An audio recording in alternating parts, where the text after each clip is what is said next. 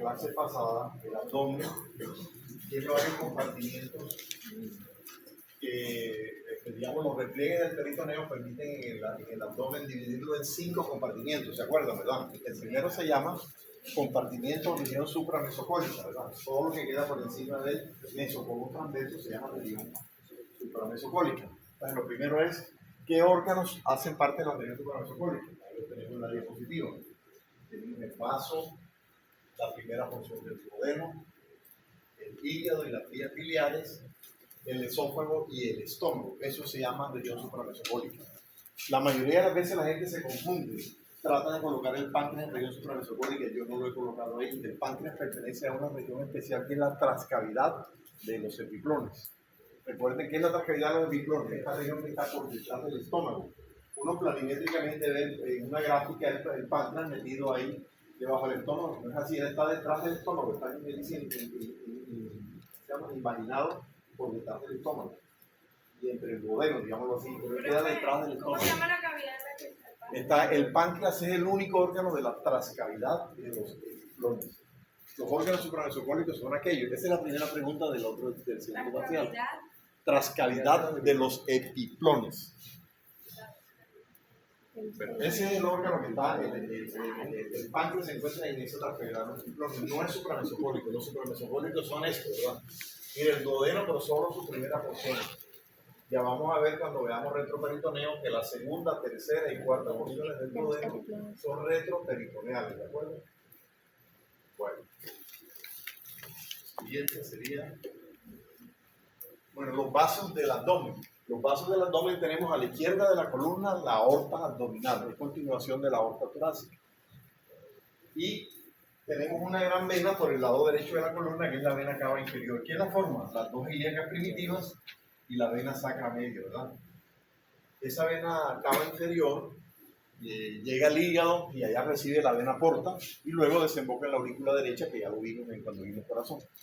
Digamos que esos son los grandes vasos que vamos a ver en el retroperitoneo. Pero bueno, empecemos por la aorta abdominal, pero la tenemos que aprender de primerito. Entonces les voy a mencionar primero las ramas. La aorta abdominal, ya se lo dije, va del diafragma hasta el promontorio lumbosacro, ¿no? Se extiende de ahí hasta allá. A ese nivel se trifurca y da sus 3 ramas terminales. Vamos a hacer un dibujo para que...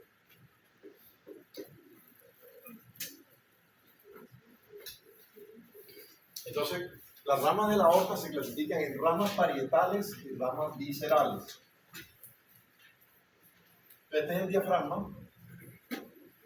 Esta sería la aorta. Se divide en ¿cuántas ramas terminales les dije? 3. ¿Cómo se llaman? ¿Ilíaca primitiva o ilíaca común? Ilíaca primitiva izquierda, ilíaca primitiva derecha y arteria sacra media, ¿verdad? Eso sería la aorta abdominal. Ahora, ilíaca primitiva, derecha, izquierda y sacra media. Entonces vamos con las primeras ramas. La aorta da 2 tipos de ramas, ramas parietales y ramas viscerales. Vamos con las ramas parietales. Hacen este esquema, por favor.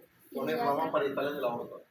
Son las siguientes, son fáciles. Son las 4 arterias lumbares. ¿Verdad? Tenemos la primera arteria lumbar. ¿esas son qué, profe? Perdón. Ramas colaterales.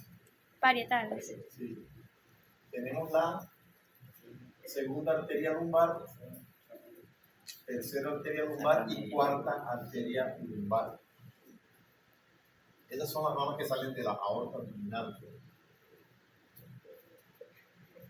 Pero por una pregunta, las que están abajo hacen falta de qué? Estas son ramas de la aorta, ramas terminales. Las ramas terminales. Son las ilíacas primitivas y las sacra media. Son ramas colaterales, son las 4 primeras lumbares y al diafragma le da la arteria frénica inferior.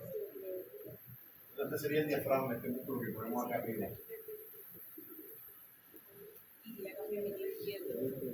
Y esta sería la arteria frénica o diafragmática inferior, como ustedes quieren llamarla. ¿Cuál, profe? Resumen, ¿cuáles son las ramas parietales de la aorta? Las arterias frénicas inferiores y las 4 arterias lumbares. Ya. La quinta lumbar tiene origen en la sacra media, ¿de acuerdo?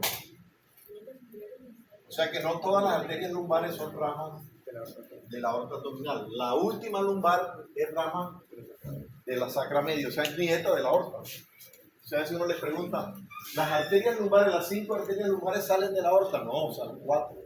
La quinta viene de la sacra media. Bueno, esas son las ramas parietales. Sí. O sea, la L5 Es rama de la sacra media.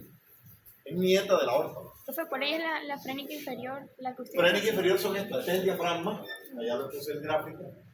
Y esas arterias que van al diafragma se llaman frénica inferior o diafragmática inferior, como quieran llamarla. Probablemente en los profesores le digan diafragmática inferior y es lo mismo, ¿no? Bueno, entonces esas son las ramas parietales, ya no las aprendimos. El segundo grupo de ramas, hagan otro gráfico similar al que hicimos al comienzo, ¿verdad? Y ponen ahora ramas viscerales. Ahora hagan otro gráfico como el que hice primero, lo ponen con las 3 ramas terminales y vamos a hacer otro que se llama ramas viscerales de la aorta. ¿Puedes recordar las tres trifurcas? Estas, Sí, primitiva derecha, primitiva izquierda y sacra media.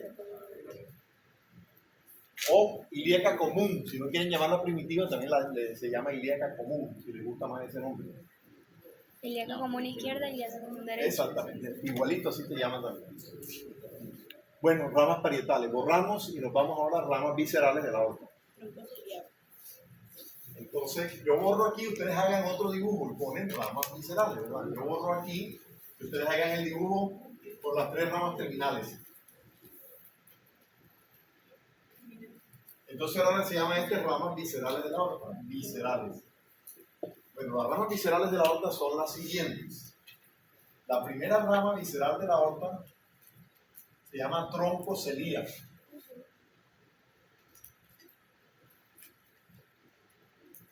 Del tronco celíaco salen 3 ramas, hacia la derecha y hacia arriba la arteria hepática. Hacia la izquierda horizontalmente, la más grande de todas las arterias, llega hasta el vaso, arteria esplénica. Y hacia la izquierda, pero hacia arriba, va para el estómago la arteria gástrica izquierda. También la anatomía clásica le llama a esta arteria coronaria estomáquica. En cirugía le llaman gástrica izquierda. Cuando ustedes vayan a cirugía, ningún profesor va a decir la coronaria estomáquica, le dice la gástrica izquierda. Pero en los libros de anatomía clásica, esa arteria también se conoce como coronaria estomáquica. Si a ustedes les gusta el nombre, bien sea. A mí me gusta más gástrica izquierda porque los cirujanos hablan de la gástrica izquierda.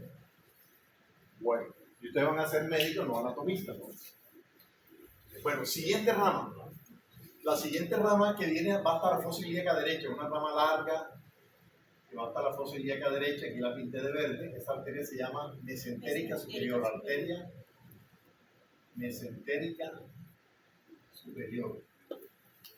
Repito, sale por allá en la parte superior de la aorta y va hasta la fosa ilíaca derecha, ¿no? Se llama mesentérica superior. Ya lo vamos a ver cuando veamos irrigación de los intestinos. Siguientes 3 arterias son pares. Las siguientes 3 arterias son pares.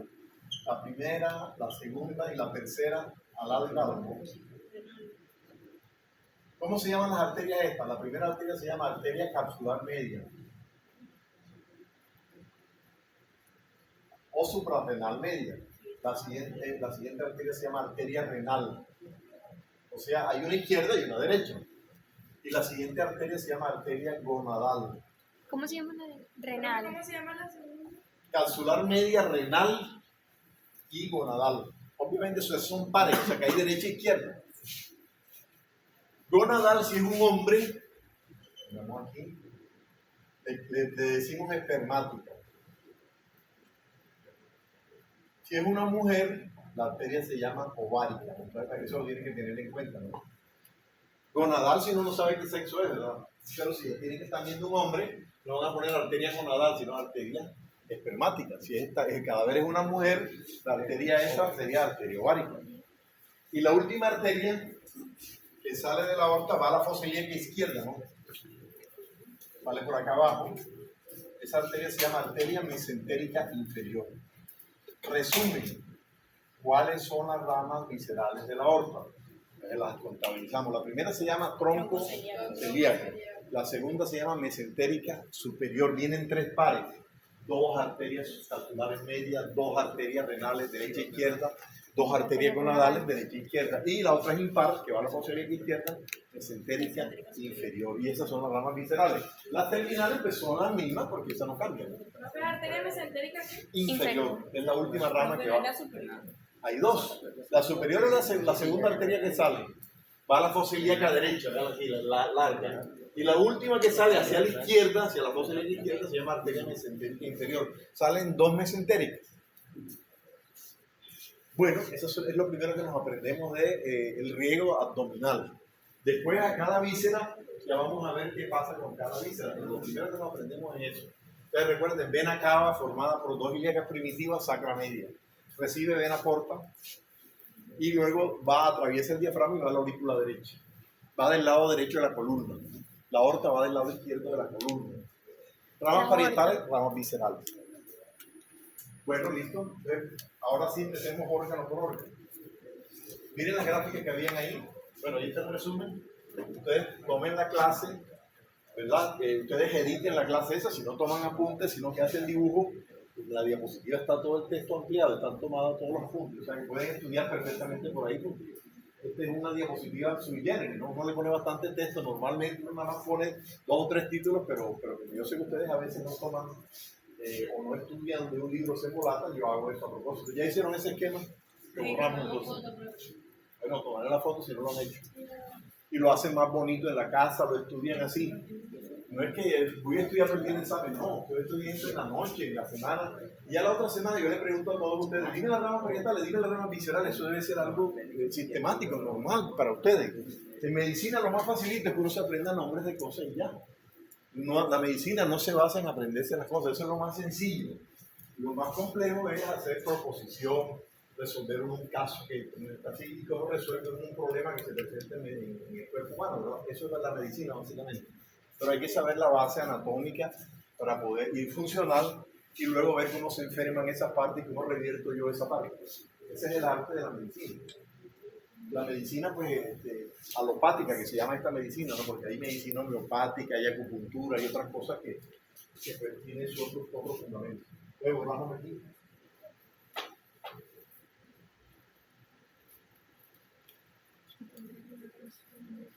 Entonces vamos con los órganos supramesocólicos. El primer órgano que vamos a hablar es el vaso. Ahí está el resumen, vean ahí. Miren esos esquemas, no me gustan mucho, o sea, la diapositiva mejor es el esquema que yo les hice, más bonito. Tienen la vena cava, la aorta, allá. Ese esquema también es como un poco raro. Ese es el de Taimur.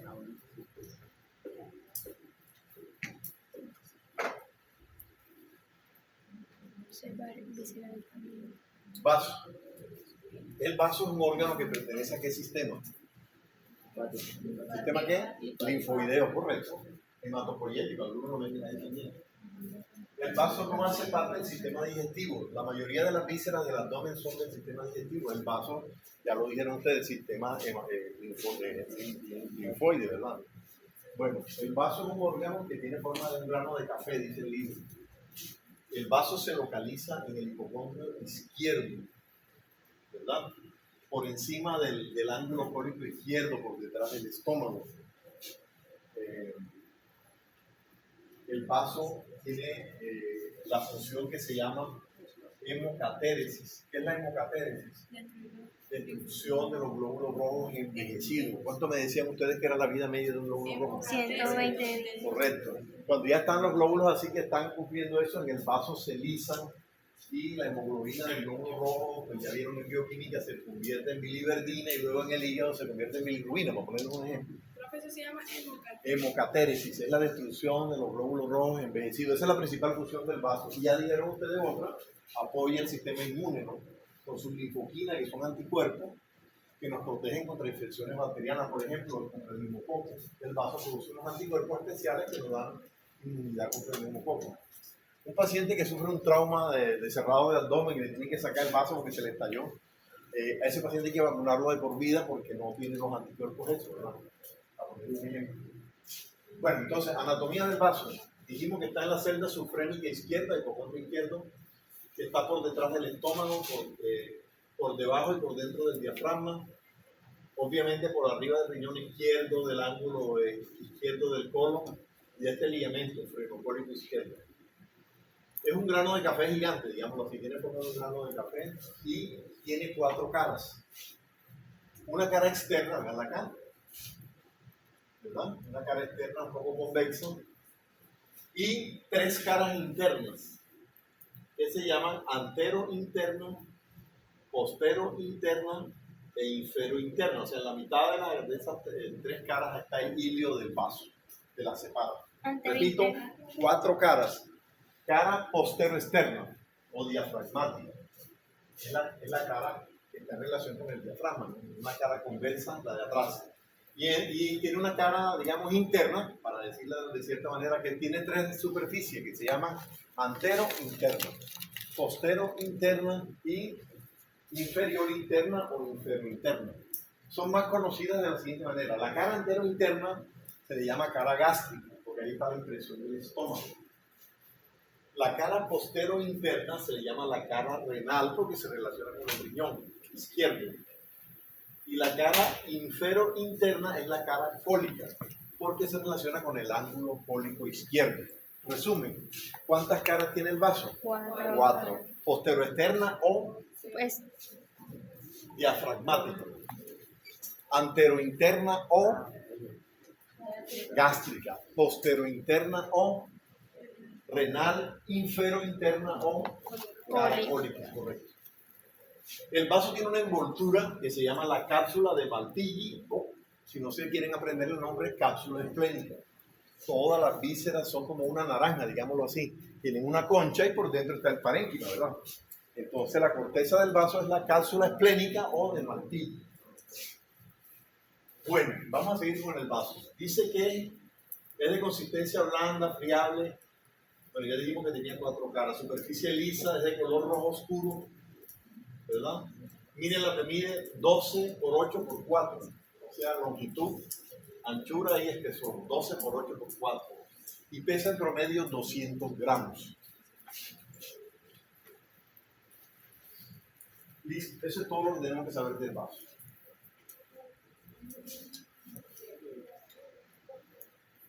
Los medios de sostén del vaso, ¿cuáles son? ¿los qué? Medios de sostén, medios de fijación. Los medios de fijación del vaso. Tenemos el epiplón gastroesplénico, el ligamento freno cólico izquierdo, el ligamento espleno renal, ¿verdad? Entre otros son los medios de fijación del vaso. Obviamente nos muestran las 3 caras ahí. La localización en el hipocondrio izquierdo.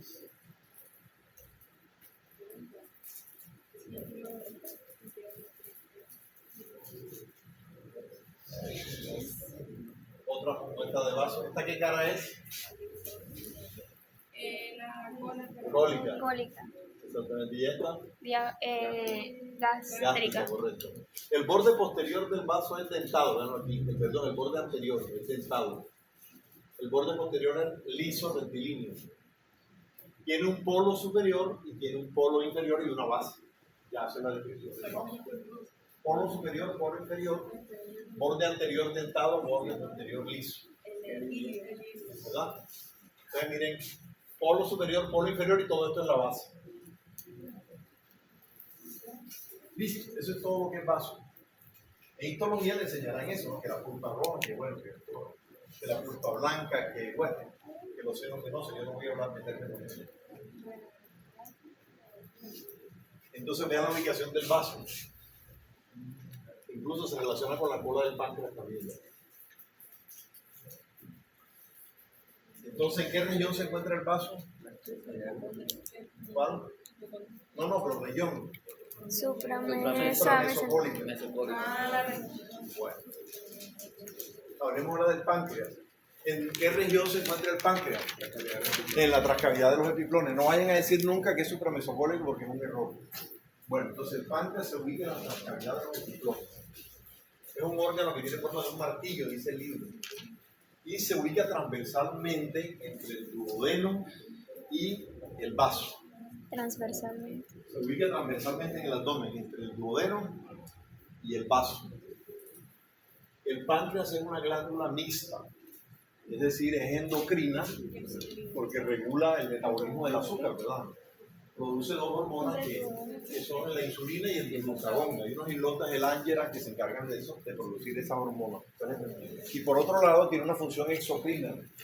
¿Cuál es la función exocrina del páncreas? Ahí en la clase pasada, el jugo pancreático, que contiene ¿qué cosas? Enzimas, Enzimas, bicarbonato bicarbonato, y agua y electrolitos. electrolito. Eso es básicamente. El principal órgano de la digestión es el páncreas, El porque páncreas. aporta las enzimas que van a hacer la verdadera digestión de las moléculas de los alimentos, ¿verdad? En el estómago dijimos que había algún proceso enzimático, pero no se hacía una digestión completa, se hacía una hidrólisis parcial de los alimentos. Entonces, para que no diga, El páncreas está ubicado entre el duodeno y el vaso, digamos, transversalmente. Tiene tres partes. El extremo derecho grande es la cabeza, el cuerpo y la cola. El extremo inferior de la cabeza tiene una prolongación que se llama gancho o uncus, si le gusta ese nombrecito. Uncus del páncreas o páncreas menor es la porción alargada de la cabeza que está en la parte inferior. Uncus o gancho. Un fuste del páncreas. Bueno, tres partes: cabeza, cuerpo y cola. La cabeza está clavada en las porciones del duodeno, ¿no? Está rodeada por las porciones del duodeno, las tres primeras porciones del duodeno. Bueno, pesa 70 a 80 gramos. ¿Cuánto pesó el vaso? 200. Mide 15 centímetros de longitud. ¿Cuánto midió el vaso? 12 por 4. 12 por 8 por 4. Exactamente. Este mide 15, pesa 70 a 80 gramos. Mire lo que le decía, transversalmente ubicado. Está delante de la columna, de la aorta, de la vena cava, obviamente, ¿no? Bueno, es de color blanco rosado, tiene forma de martillo, ya se lo dije, tiene cabeza, gancho, que se llama uncus también, cuerpo y cola. Tiene tres caras, anterior, posterior e inferior. Y tres bordes, superior, inferior y posterior. El páncreas, por el centro del páncreas discurre un conducto que lo recorre, ¿no? De la cola hasta la cabeza, por todo el centro, ahí se llama conducto principal, más conocido en la literatura médica como el conducto del Wilson. Se escribe así, ¿no? Entonces veanlo ahí, ese es el conducto de Wilson. O sea, el conducto central del páncreas, que le hace el recorrido total de la cola a la cabeza, se llama conducto pancreático principal o de Wilson. Y en la parte superior de la cabeza, vean aquí, se emana otro conducto que se llama conducto accesorio o de Santorini. Es solamente de la parte superior de la cabeza, ¿no?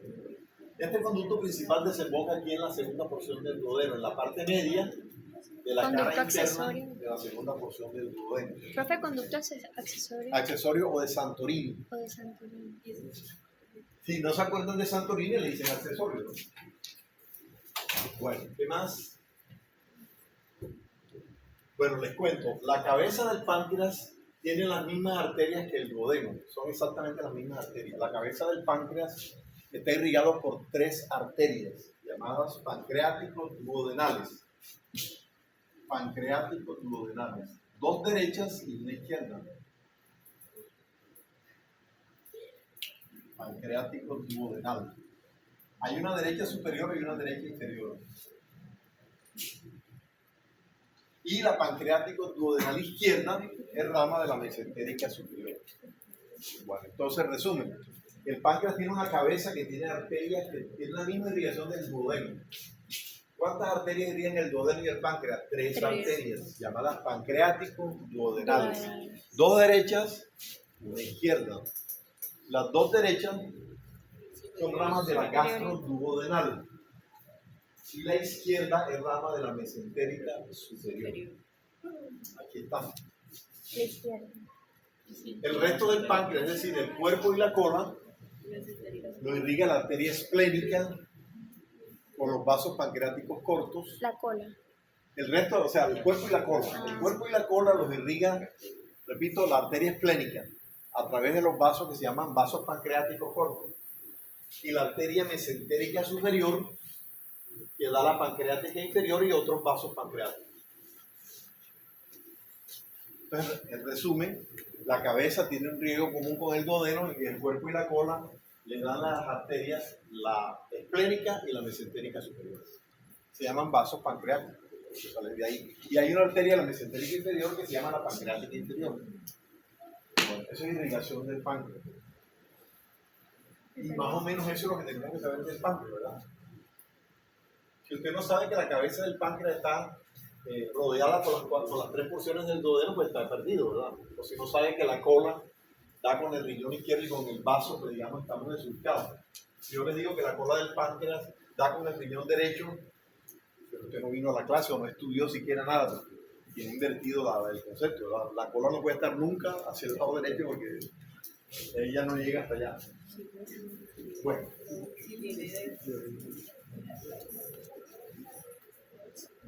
Ahí tenemos más gráficos. Entonces, ¿cómo se llama este? ¿Cómo? Conducto de Wharton. ¿Conducto de qué? De Sartori. Principal, pancreático principal, de Wilson. Wilson.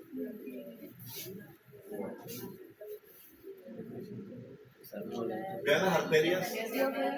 Estas son las pancreáticos duodenales. Miren la esplénica. Estos son los vasos pancreáticos cortos. Y acá viene la mesentérica superior. Aquí hay una arteria pancreática inferior y también los vasos pancreáticos cortos de la mesentérica superior. ¿Qué hay detrás del páncreas? Ya sabemos, la columna, la aorta, la vena cava, el riñón. Detrás. Un poquito el vaso, digamos. ¿Qué hay delante del páncreas? El estómago. Otra gráfica más. ¿Dónde desemboca el conducto pancreático? En la parte media de la cara interna de la segunda porción del duodeno. Y el de Santorini 2 centímetros por encima. ¿Qué más?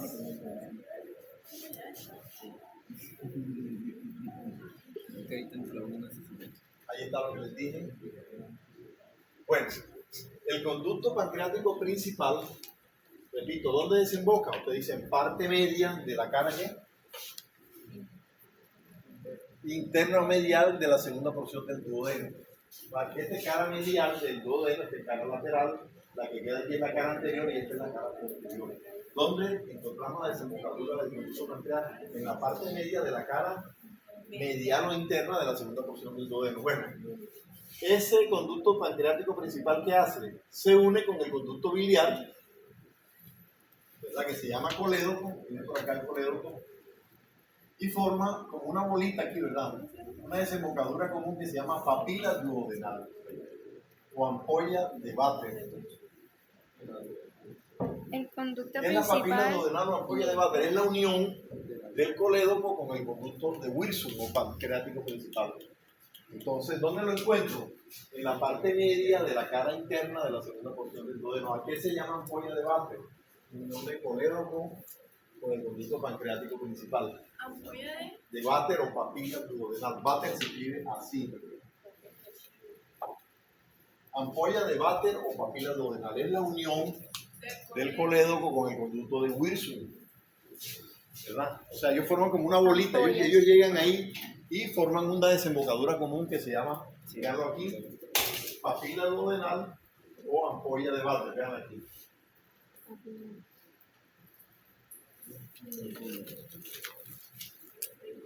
Papila duodenal. Nos vuelven a mostrar el páncreas. Ahora mírenlo allá. Esta es la vena cava, aquí estaría la columna, esta es la aorta, allá está el vaso, aquí está el riñón izquierdo, esto es lo que está detrás. Y delante está el estómago. A la derecha está el duodeno, ¿no? Está envuelto, la cabeza está rodeada por las tres porciones del duodeno, las tres primeras. Ahí está la irrigación ya detallada. Ya lo dijimos ahorita, ¿no? ¿De quién son ramas estas arterias? De la gastroduodenal. ¿Y de quién es rama la pancreática inferior? De la mesentérica superior. Y los vasos pancreáticos son ramas de la esplénica y también hay una de la mesentérica superior. La inervación del páncreas es como todas las vísceras, el vapor autonómico, es decir, simpático, parasimpático, y se llaman así los plexos, ¿no está? Celíaco y mesentérica superior. Pero eso es inervación simpática y parasimpática.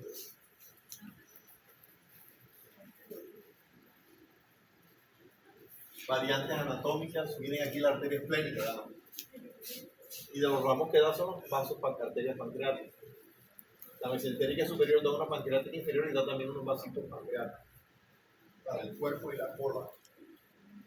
Bueno, y eso es el páncreas. Y ahora, por último, el hígado y las vías biliares.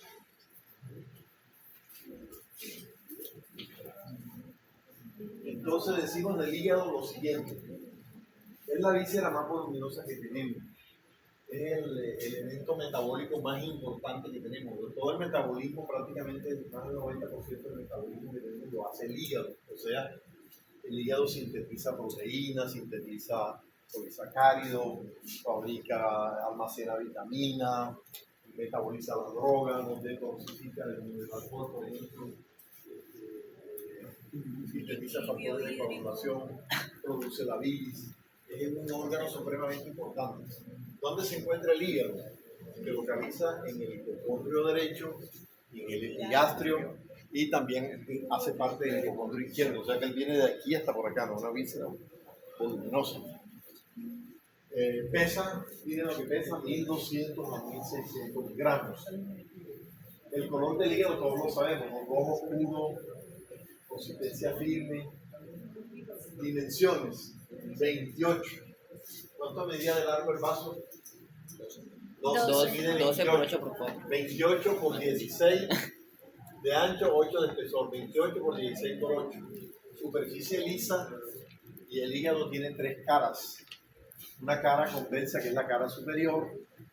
Una cara aplanada, que es la cara inferior. Y lo mismo la posterior, una cara aplanada.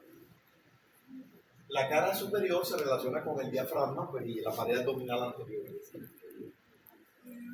Bueno, Diafragma el y hígado aplanada. tiene también una envoltura, ¿no? Recuerden que las vísceras tienen una cáscara, digamos de esta manera. Bueno, la del hígado se llama cápsula de Gleason. Miren cómo se escribe Gleason. O le llaman, si no se acuerdan de este nombre, cápsula hepática. Supongamos que en un quiz le pongan a ustedes el pedacito de envoltura del hígado, así lo pelen. ¿Qué es eso? Cápsula de Gleason, no me acordé, no fue cápsula hepática, ¿cuál es el problema? Bueno, entonces la cápsula hepática cubre 100% del hígado, ¿de acuerdo? El parénquima hepático. También el hígado lo recubre el peritoneo visceral. El peritoneo visceral lo cubre, pero digamos en un 90%.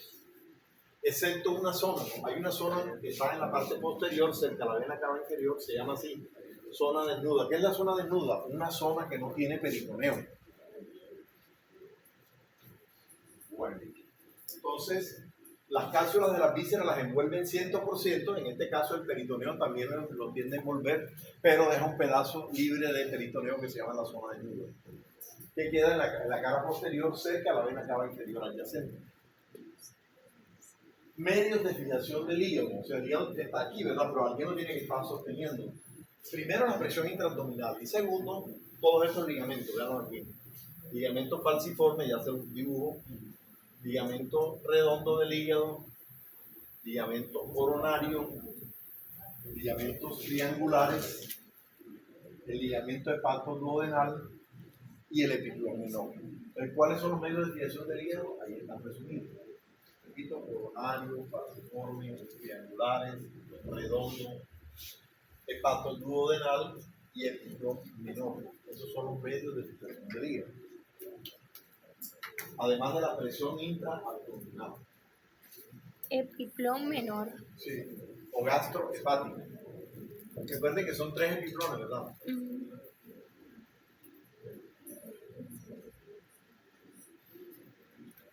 Ahí tenemos una parte del hígado. Bueno, vamos con el primer ligamento. Ligamento coronario. Este que está aquí. Va del borde superior al diafragma. Los extremos, veanlos aquí, se llaman ligamentos triangulares. Vean este extremo. ¿Borde qué?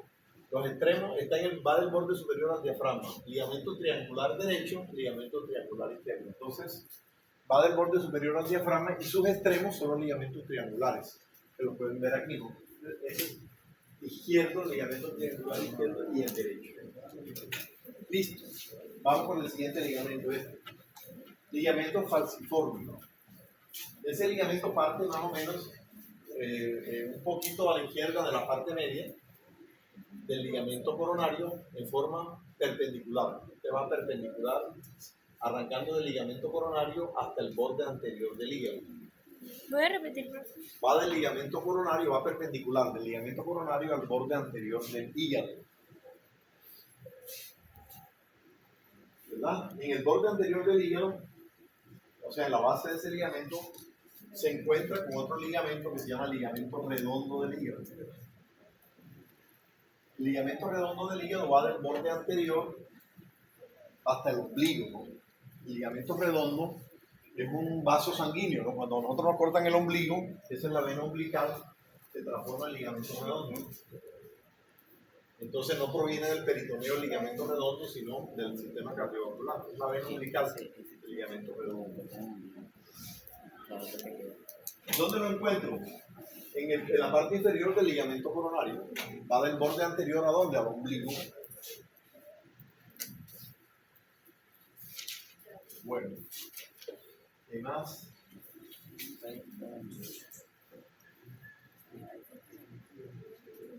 Bueno, aquí les tengo cuáles son las funciones del hígado, ya se las dije ahorita. La primera, Almacena. formación y excreción de la bilis. ¿Para qué sirve la bilis?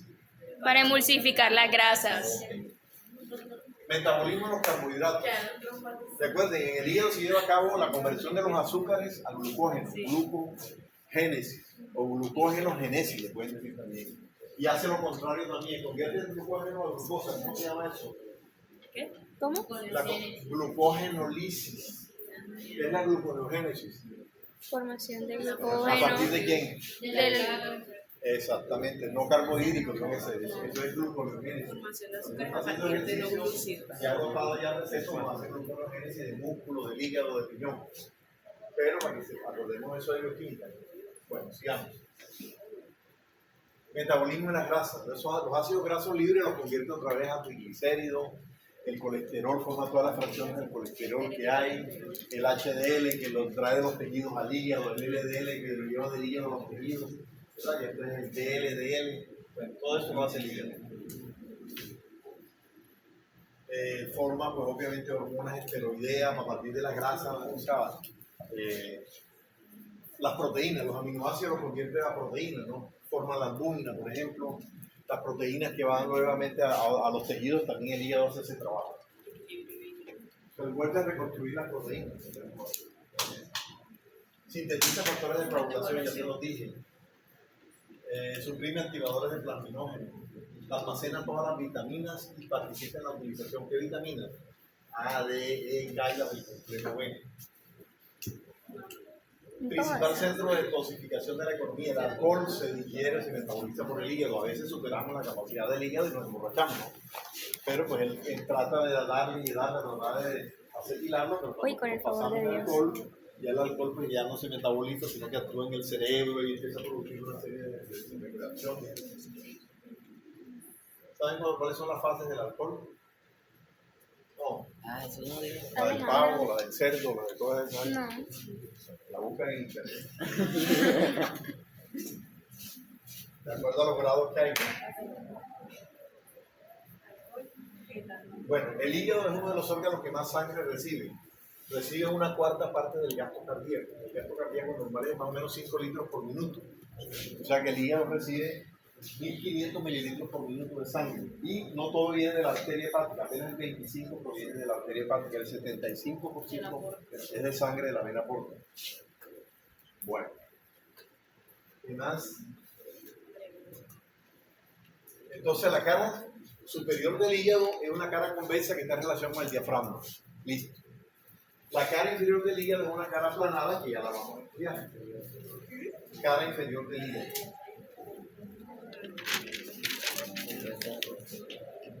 Entonces siempre hacemos el dibujito así, También digo que sí. de un hígado, y lo hacemos más o menos así. La cara inferior del hígado es plana y en su cara inferior se aprecia un surco que se llama surco en H. El surco en H está compuesto por 3 surcos, ¿no? A la derecha, surco longitudinal derecho. A la izquierda, surco longitudinal izquierdo y el surco transverso es el hilio del hígado, el travesaño de la Sí, H. sí. Entonces, ¿qué hay en la cara inferior del hígado? El surco en H, que lo forman los surcos longitudinal derecho, longitudinal izquierdo y transverso, surco transverso o hilio hepático. Eso forma la H hepática.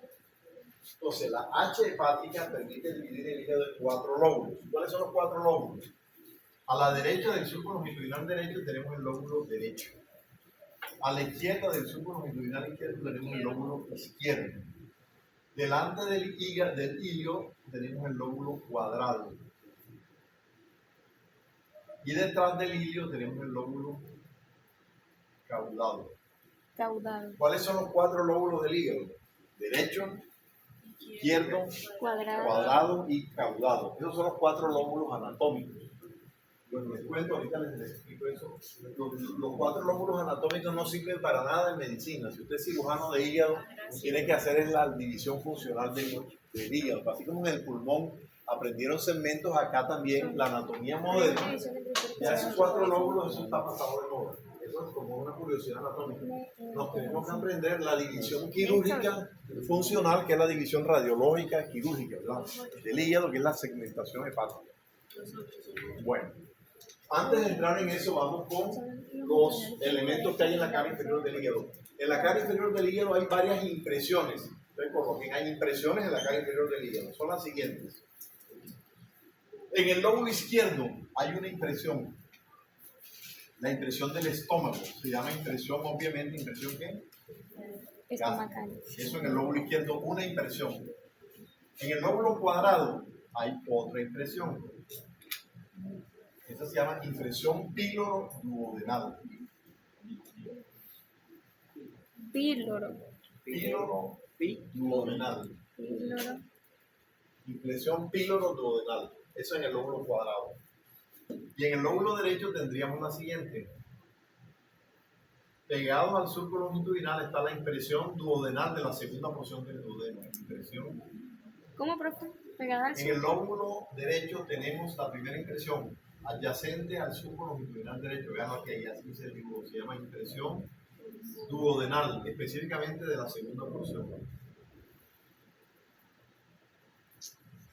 Impresión de la segunda porción duodenal está en el lóbulo derecho. Seguimos.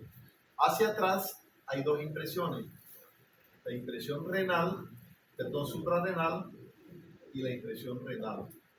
Entonces, anotamos ahí. ¿Dónde se encuentran? En la parte posterior del lóbulo derecho. Tenemos la impresión que renal y suprarrenal. suprarrenal y la otra se llama impresión renal. Y la última se encuentra hacia el extremo derecho, cerca al borde anterior. Aquí está otra impresión. Hacia el extremo derecho. Se llama impresión del ángulo cólico o impresión cólica. Impresión del ángulo cólico derecho. En resumen, en el lóbulo derecho hay 4 impresiones. En el cuadrado hay una y en el izquierdo hay una. Entonces repasemos. La del izquierdo, ¿cuál es? Impresión gástrica. Gástrica. La del cuadrado. Píloro duodenal. Ah, no. La del lóbulo derecho. Duodenal de Duodenal, la segunda porción, suprarrenal, renal y la impresión del cólica. lobo. Impresión cólica. Cólica. Bueno, listo. Ya eso sería lo que identifican allá en el anfiteatro. Ahora vamos a hablar del surco en H. No hemos terminado con este surco. Entonces nos dice el libro que el surco en H, nos lo detallan así. Vamos con el surco longitudinal derecho. Entonces la parte anterior del surco longitudinal derecho es la fosa cística, donde está la vesícula biliar. Fosa cística. Fosa cística es la parte anterior del surco longitudinal derecho. Ahí está la vesícula. Listo, vamos con. Segundo, la parte posterior del surco longitudinal derecho, aquí, ahí se encuentra el surco de la vena cava inferior. Bueno, surco de la vena cava inferior. Inclusive el surco longitudinal derecho no es continuo, sino que aquí hay un pedazo donde no hay surco, ¿verdad? O sea que hay un puente entre el derecho y el caudado. A eso le llaman proceso caudado. O sea, este puente de tejido que conecta el derecho con el caudado. Esto que hay aquí, Proceso eso caudal. se llama proceso caudado.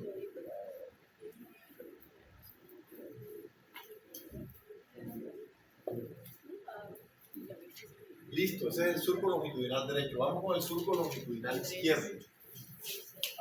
Hacemos lo mismo. La parte anterior del surco longitudinal izquierdo lo ocupa el ligamento redondo que sale hasta el ombligo acá, ¿no? Repito, la parte anterior del surco longitudinal izquierdo tiene un canal, que es el canal del ligamento redondo, y el ligamento redondo está metido ya en el fondo de ese canal. Surco del ligamento redondo, y en el fondo está el ligamento redondo que luego emerge hasta llegar al ombligo. Y en la parte posterior del surco longitudinal izquierdo hay otro canal, ¿no? Que es el canal del conducto venoso de Arancio. Entonces está el surco y en el fondo está el ligamento Canal del... venoso de Arancio, que es un remanente embriológico, ¿no? Listo, entonces los elementos del surco enganche son eso, ¿no? En el surco longitudinal derecho tenemos la fosa cística y la impresión de la vena cava inferior. En el surco longitudinal izquierdo tenemos el surco y el ligamento redondo, y atrás tenemos el surco y el ligamento venoso de Arancio.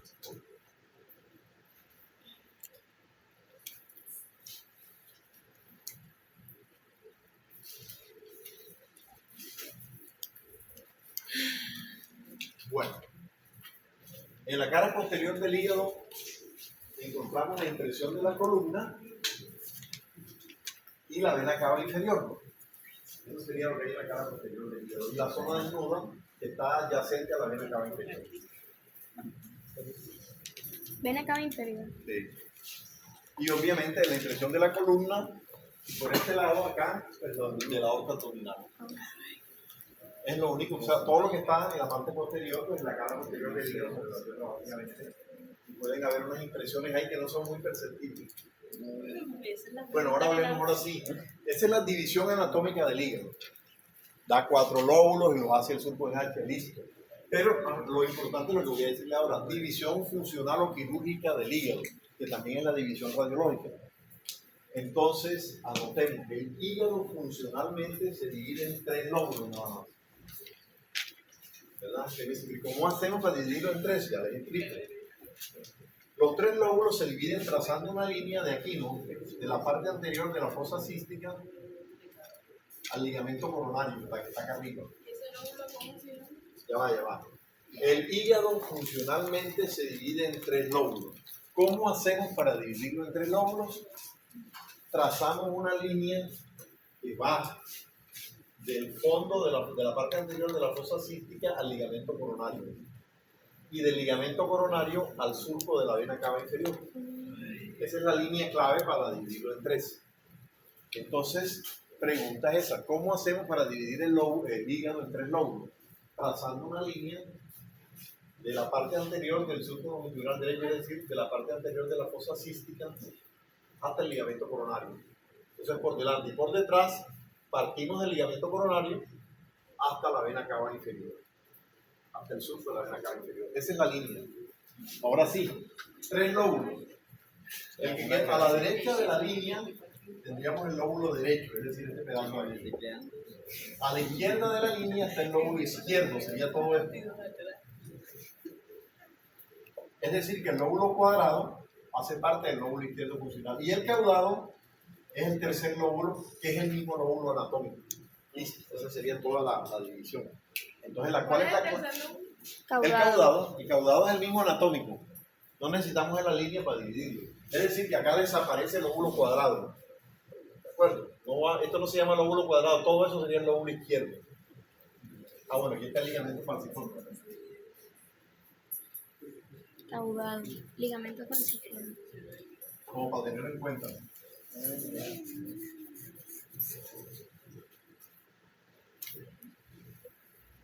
Y acá arriba está el ligamento coronario.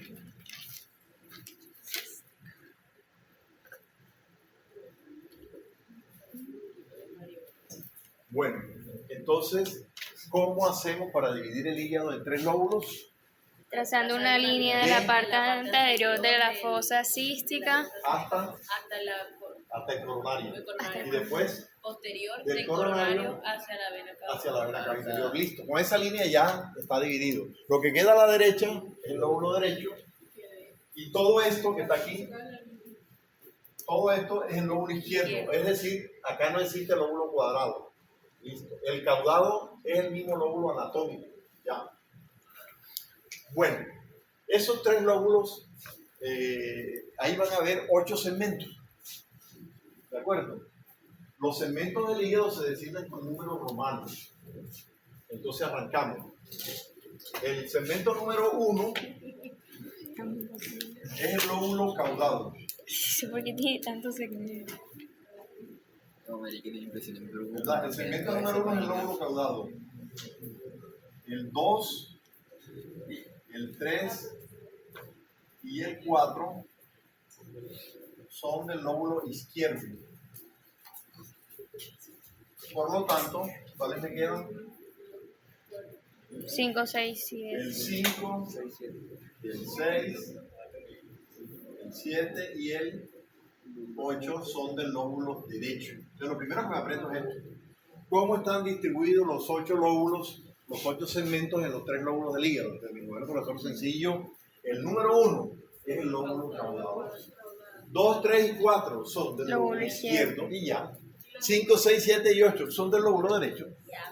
Bueno, pregunta del examen esa. Bueno, ese es lo más importante de la pregunta, digamos. No los 4 lóbulos anatómicos, no tienen ninguna ciencia. Bueno, vamos a ver las diapositivas. Borremos esto. Entonces aquí ponen los números, ¿no? Ahorita lo vamos a ver allá en la diapositiva. Este es el 1. ¿Verdad? Este pedacito se divide en 2. Este es el 2, el 3, el cuadrado es el lóbulo 4. ¿Verdad? Sí, eso no me Se divide. El 1 es este. Aquí está el ligamento falciforme. Ajá. Todo este lóbulo, incluido el cuadrado, se llama segmento 4. Segmento 4. Lo que queda de allá, que es este segmento se llama segmento medial, este segmento se llama segmento lateral, digámoslo así, es más grande. El segmento medial todo es el segmento 4. El segmento lateral se parte en 2. El 2 y el 3. ¿Verdad? Y aquí en el lado derecho también tenemos los segmentos, ¿no? Tenemos los anteriores, son el 5 y el 6, y los posteriores el 7 y el 8. Vamos a ver la diapositiva. Borramos eso.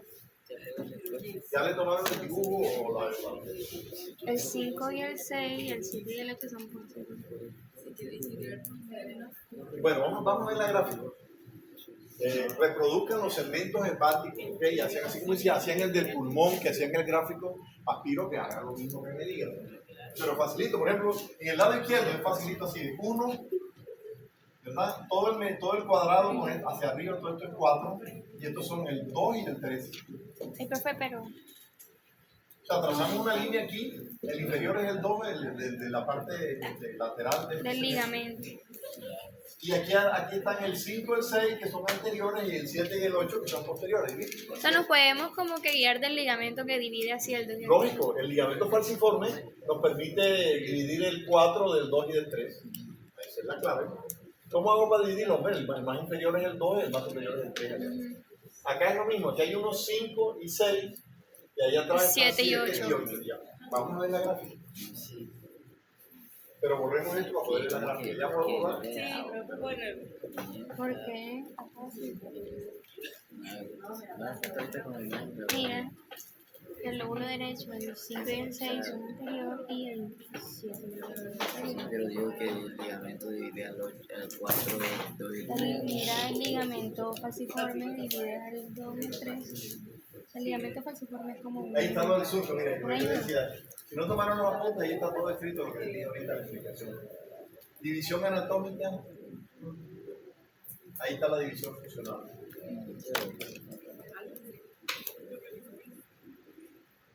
por ¿Qué hay por arriba arriba. del hígado?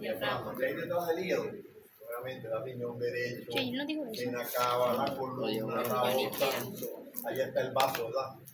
¿Qué hay delante, debajo del hígado? Ahí sí siempre es el estómago, el duodeno.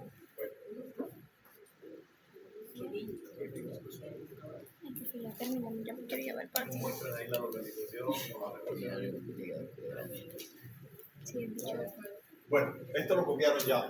¿Son cuántos segmentos del hígado? 8. Aquí están. 2, 3 y 4. Lóbulo izquierdo. El 1. El lóbulo cuadrado. Los que quedan. Lóbulo 5, 6, 7 y derecho. 8 es derecho. Ya, eso es todo. Miren ahí en radiología, se llama nomenclatura de Cuinat, se llama eso. Nomenclatura de Cuinat. Esa es la nomenclatura de Cuinat, segmentación o división funcional del hígado. Miren cómo lo ponen ahí, el derecho superior o el derecho posterior, pero bueno, yo no quiero que circular, si les gusta esto, para que hagan las líneas, sepan cuál es inferior, superior, ahí están. Profe, esa es la nomenclatura que nos enseñan en anfiteatro. Esa es, no, No. voy a hablar con los profes Menos mal. para que le den eso. Toma así. ¿Qué? Para que nos den. Para que se las pongan allá, para que las actualicen allá. Ay, profe. Claro, esa es la que ven todos los Pero, médicos, profe, esa que es la solamente nomenclatura sea el número romano. esa es la nomenclatura que sirve. Por ejemplo, si le ponen el lóbulo caudado, ¿qué segmento es ese? Ustedes ponen el 4. Miren, aquí está, ¿verdad? Caudado 4. Caudado es 1. Perdón, el cuadrado, 4. Bueno, miren aquí, por ejemplo, yo decía, aquí está el ligamento falciforme. Ok. El 2 y 4 es 3. este, incluido el lóbulo cuadrado. 4. Perdón, el El 2 dos es y el superior y el 3 tres. es inferior. Ahorita se los dije al revés. Miren acá. 5, 8, 6, 7. 5, 8. O sea, 5 anterior, 6 posterior. 5 es posterior. 8, 7 anterior. 8 y 7 son posteriores. 8 es anterior. Será antero Ay, superior. no dijo que era posterior. A ver, Será ya, antero ya superior. revisamos ahí. ¿No? Véanlos ahí. Bueno, entonces, No, posteriores son posteriores son 6, 6 y 7. 7. Anteriores son 5 y 8. Perdón. Ahí cometió ahorita un lazo crucis, tiene razón. Ahí está la división, vean. Ese dibujito, háganlo. Sí, No se porque. les olvide. Por ejemplo, el lóbulo derecho, antero superior es 8. Antero Pero inferior inferior es 5. 5. Posterior. Postero superior es 7 7 y postero posterior inferior es 6. 6. Si nos vamos en eso. El 4 es fácil. El 4 está entre la línea imaginaria y el falciforme. Hay Incluye el 4. lóbulo cuadrado. Y el ligamento Y acá el falciforme. segmento que queda más lateral, el 2 es superior y el 3 es inferior. Ya. Ligamento falciforme. Ese sí es la división perfecta. Pero recuerden, ¿no? Ligamento falciforme, y aquí está la fosa cística, ¿no? Fosa cística, sí. Entonces todo esto es izquierdo. Y este segmento medial es el mismo lóbulo cuadrado. Y este otro cuarto es 2 y 3. Caudal. Cacahuate. Pero ahí está la importancia, miren lo que dice aquí, ¿verdad? Para la anatomía segmentaria del hígado es importante para radiólogos, cirujanos, especialmente para la exactitud de la localización. El que es radiólogo es importantísimo. Lesiones hepáticas focales, tienen que decirle en qué segmento está porque eso tiene en su vena porta, es como en el hígado, ¿no? En el pulmón, perdón. En el pulmón hay un tumor segmentario, tú mejor quitar el segmento, no todo el lóbulo, y mucho menos todo el pulmón. Eso es lo que se está usando hoy día. Ahí está, ese es el dibujo clásico. Miren lo que dice aquí, anteriores 5 y 8, posteriores 6 y 7.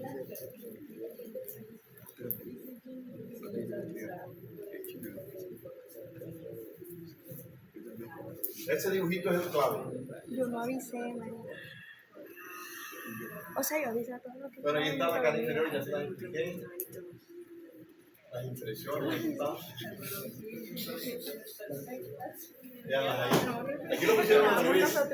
Esta es la parte anterior, esta es la parte posterior. Esta sería la impresión cónica, la impresión duodenal, y aquí estaría la renal y la subrenal. Y esta es la impresión gástrica.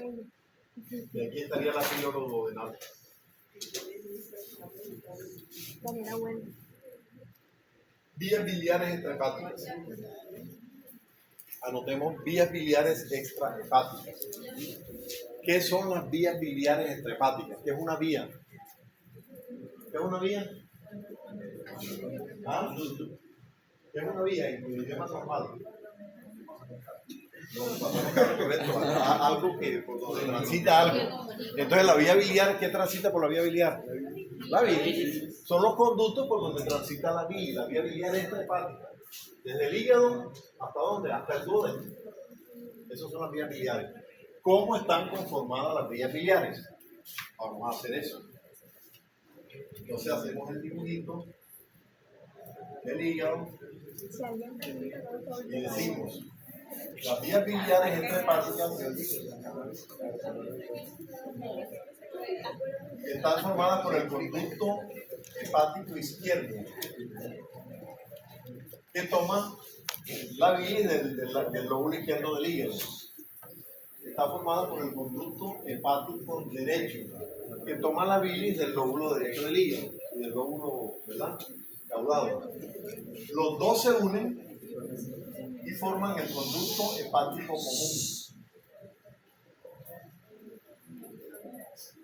Esa es la primera parte. La vesícula biliar tiene su conducto que se llama conducto cístico, que se une al hepático común y forma el colédoco. Y ya dijimos en el páncreas, ¿verdad?, que el conducto pancreático se une al colédoco. ¿Y qué formaba? El cosa de Wills. No, la ampolla de La de váter. váter, que tiene un esfínter que está contraído y que se abre y se cierra cuando sale el líquido biliar o el pancreático. Eso se llama el esfínter de Odi. Es el esfínter de la ampolla de váter. Bueno, resumen. ¿Cómo están conformadas las vías biliares intrahepáticas? A ver, primero, hepático derecho y el otro izquierdo. ¿Qué hacen ellos? ¿Qué hacen los dos? Del lóbulo derecho y Sí, pero ¿qué hacen? ¿Qué hacen los dos conductos? llevan la bilis. ¿Pero qué hacen? Transportar. Se unen. ¿Y qué forman? Forman el hepático El hepático común, listo. La vesícula tiene un conducto que se llama. cístico. ¿Qué hace el cístico? Se une con el hepático común. ¿Y qué forma? Ok. ¿Qué hace el colédoco? ¿Se une con quién? Con el Wilson. ¿Y qué forma? El ampolla de váter. La ampolla de váter, que tiene que esfínter. El de Odi. El esfínter de Odi. Ese esfínter regula que salga la bilis y que salga el humo pancreático. Listo. Entonces, pregunta del segundo parcial: ¿cómo están conformadas las vías biliares intrahepáticas? Profe, la de Wilson. El Wilson se une al colédoco y forma la ampolla de váter o papila duodenal, que tiene su esfínter regulatorio, que es el esfínter de Odi. Odi se escribe con doble D, ¿no? El esfínter de Odi. Bueno, esas son las vías biliares intrahepáticas. En anatomía, en cirugía le van a hablar a ustedes del triángulo de Calot. ¿Qué es el triángulo de Calot? El triángulo entre conducto. El triángulo de Calot está conformado por Conducto hepático. la cara inferior del hígado, el conducto cístico y el hepático común. Eso se llama triángulo biliocístico de Calot. Hay uno que lo escriben con doble L y hay uno que lo escriben con una sola. Profe, ¿cómo que puede repetir que Triángulo de Calot lo forma cara inferior del hígado por arriba, ¿verdad? Y por abajo el hepático común con el cístico. En cirugía, esa pregunta es de cirugía general, cuando les preguntan, bueno, ustedes que dieron anatomía, ¿qué es el triángulo de Calot y qué importancia tiene? La importancia que tiene es que el triángulo lo atraviesa la arteria que va para la vesícula, lo atraviesa la arteria cística. ¿De acuerdo? La arteria cística atraviesa el triángulo de Calot. Esto lo preguntan todos los cirujanos cuando van a robar por cirugía general. Cuando van a hacer una colecistectomía, identifican esto y ahí pinzan la arteria y después quitan la vesícula, ¿verdad? Esa es la referencia anatómica. Profe, que hay en el triángulo. La arteria cística. El triángulo de Calot lo atraviesa la arteria cística.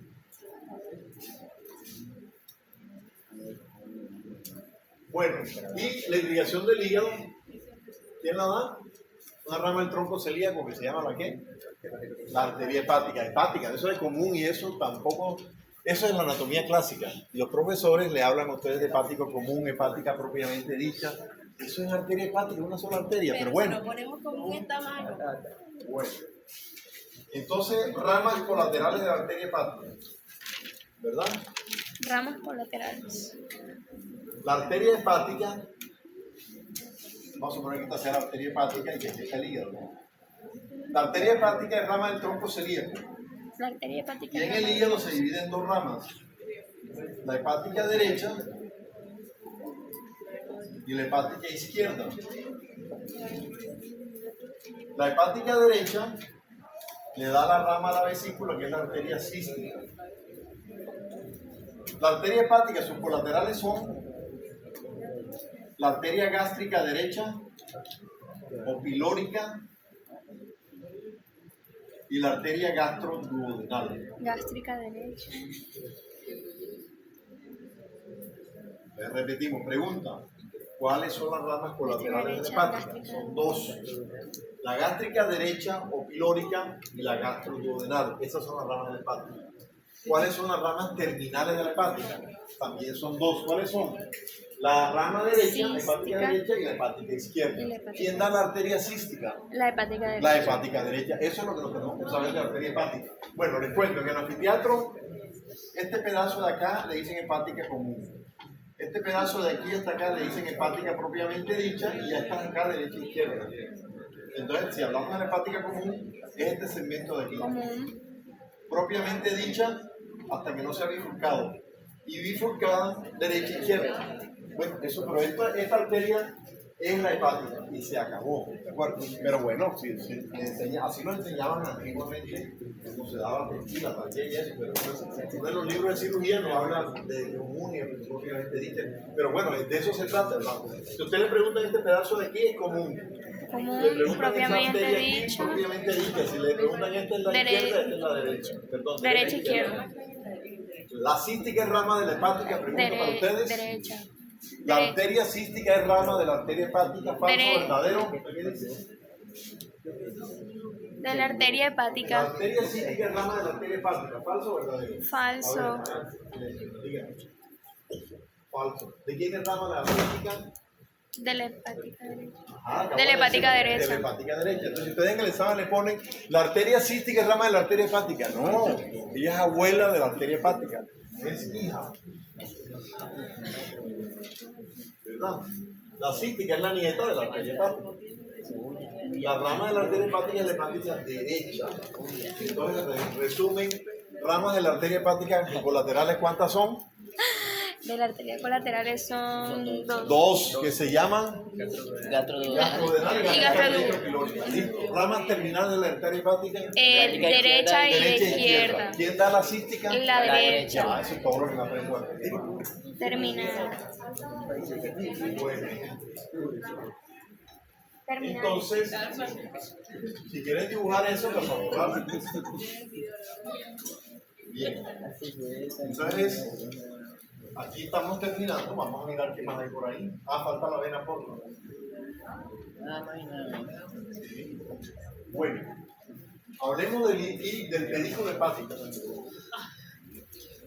El pedículo hepático lo conforman ¿quién? La vía biliar, la arteria y la vena porta. Eso se llama pedículo hepático, Vía esas tres biliar. cosas. En el pulmón era bronquio, vena y arteria. Aquí, Aquí es vía biliar. conducto biliar colédoco, arteria hepática y vena porta. Ese es los elementos del hilio o del pedículo hepático. Conducto biliar. Conducto biliar colédoco, arteria hepática y vena porta. ¿Cómo está organizado el pedículo hepático?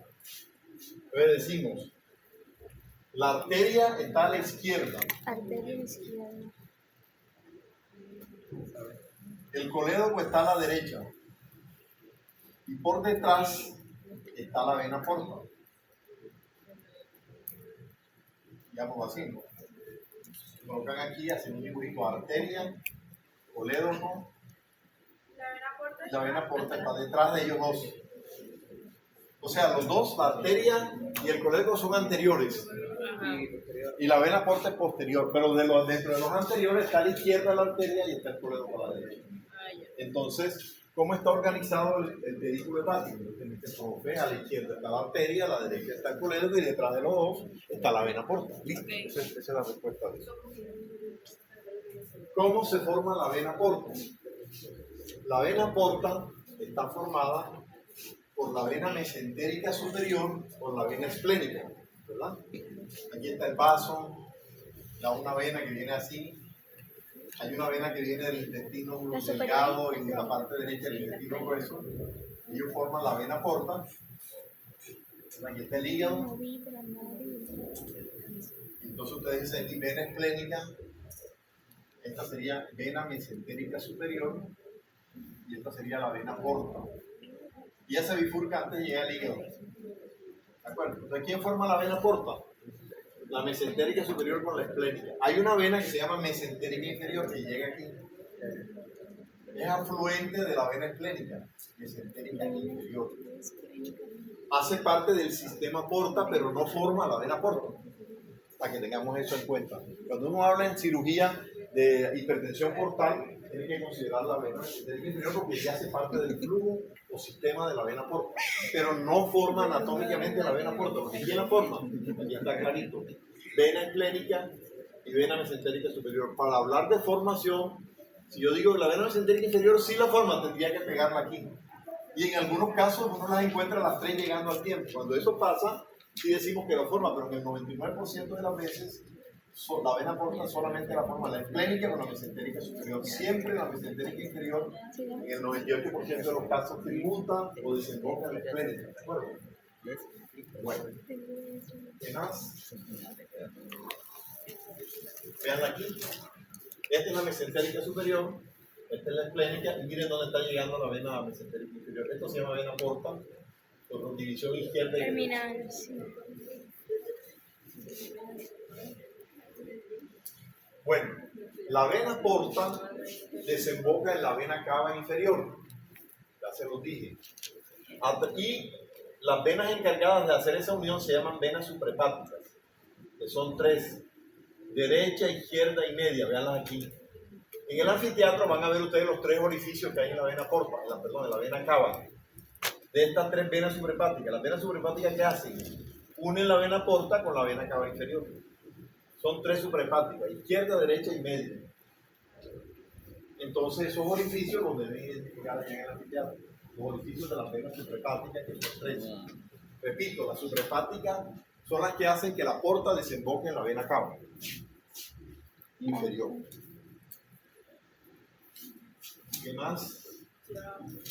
Bueno, hay un seminario que se llama hipertensión portal y ahí nos ponen los detalles de todas las venas de la porta. Yo no les voy a hablar de eso.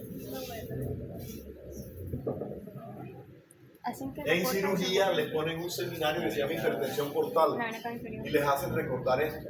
Anoten nada más esto, ¿no? Hay 4 sitios de anastomosis entre la vena porta y la vena cava, diferentes de las venas La suprahepáticas, que se llaman así, ¿no? que- Sitios de anastomosis esofágica, rectal, umbilical y de la pared posterior o del recto. Ya, la vena porta y la vena cava se unen en esos 4 puntos también, pero en condiciones normales eso no funciona, digamos. ¿Cuándo se vuelven a abrir esos? Cuando hay una cirrosis hepática, que el paciente tiene ascitis, todas esas venas se dilatan y entonces hay en clínica una vamos a pregunta. tener el paciente con unas varices esofágicas que le sangran. Van a tener alrededor del ombligo una cantidad de varicosidades aquí que se llama cabeza de medusa, unas hemorroides tremendas. Por esto, cuando hay una cirrosis hepática avanzada, esas venas, esas anastomosis se abren. Entonces, para que lo recordemos, ¿qué otros sitios, aparte de las suprahepáticas, hay anastomosis? En estos 4 puntos. Nada más, metemos los 4 puntos. Profe, los señores que tienen esa barriga así como si fuera un Los que tienen globo ascitis, así, la eso es barriga, ascitis, ascitis, se llama pero que ascitis. ellos no tienen, o Eso sea, es linfa. ¿Qué pasa? Que el hígado no drena, el flujo de la vena porta no llega a la vena cava inferior, entonces por esa sangre se aumenta la presión en la vena porta y Tienen como sale una plasma al abdomen, entonces se pone barrigón el paciente. Miren las vías biliares, ¿verdad? Conducto hepático izquierdo, derecho, cístico, la vesícula biliar, vean acá. ¿Qué hace la vesícula biliar? Almacena y concentra la bilis. ¿Cómo se secreta la bilis? Cuando nosotros consumimos un alimento que tenga algo de grasa, eso estimula al duodeno. Ahí hay unas células especiales que producen una hormona que se llama colecistocinina pancreaticina. Entonces, la colecistocinina hace que la vesícula se contraiga y se expulse la bilis. Ese es el mecanismo. La Por la colecistocinina pancreaticina. Miren la ampolla de Vater cómo se ve en un endoscopio, ¿no? Este es el esfínter de Oddi, pero toda esa bolita es la ampolla de Vater. ¿Qué es la ampolla de Vater? Les dije yo. la unión, La unión de Wilson con el coledo. Y su esfínter, veanlo aquí, el esfínter de Oddi. Esa pelotica que uno ve en la endoscopia es la ampolla de Vater. Perdón, la papila duodenal, la ampolla de Vater. Bueno, miren la vía biliar. ¿Cómo se llama este? ¿Cuál Wilson? No, a ver, ¿cómo se llama este? Esa es la hepática derecha. Conducto. Conducto hepático derecho. Este. Izquierdo. Conducto hepático izquierdo. Cístico. Esto. Colédoco. Ya, la mayoría. El esfínter que está aquí, ¿cómo se llama? El esfínter. De Odis. El de Odis. Miren las vías biliares entrepáticas, pregunta del examen. Vías biliares extrahepáticas. La vesícula tiene una válvula aquí, válvula de Heister. Nuevamente nos muestra la vía biliar, miren aquí el conducto de Wilson y aquí. Extrahepáticas son las colaterales. O sea, extrahepáticas. Y hay variantes anatómicas, obviamente. Entonces sí, son las colaterales. Las colaterales. Bueno, miren la vena porta. La vena mesentérica superior, les dije yo, coge la sangre del lado derecho del intestino grueso y de todo el intestino delgado. La esplénica recoge la sangre del páncreas, del vaso y del estómago. Y la mesentérica inferior del lado izquierdo del intestino grueso. Esta es la vena porta. La digestión, la absorción del 80% de los alimentos se absorben y pasan a la porta y la porta van al hígado. Hay una parte que va por la grasa del sistema linfático que hay ahí, que es el conducto, la cisterna de Becker y el confluente, digamos, el conducto torácico que desemboca allá en la subclavia. Esa va directamente a la sangre, digamos. La grasa, el 5% de los alimentos se va por esa vía linfática, ¿no? Que no llega al hígado. Ahí está cómo está dispuesto el pedículo, veanlo ahí, colédoco a la derecha, arteria a la izquierda y vena por detrás. Veanlo aquí. Arteria, colédoco y detrás la vena por detrás. Arteria, colédoco y vena. Esa es la disposición del pedículo hepático. Ahí está la vena porta otra vez. Y eso sería todo por hoy. Entonces, el pronóstico para el partido de hoy. 2-0. 2-0. ¿Quién hace los goles? Leidía y la Santa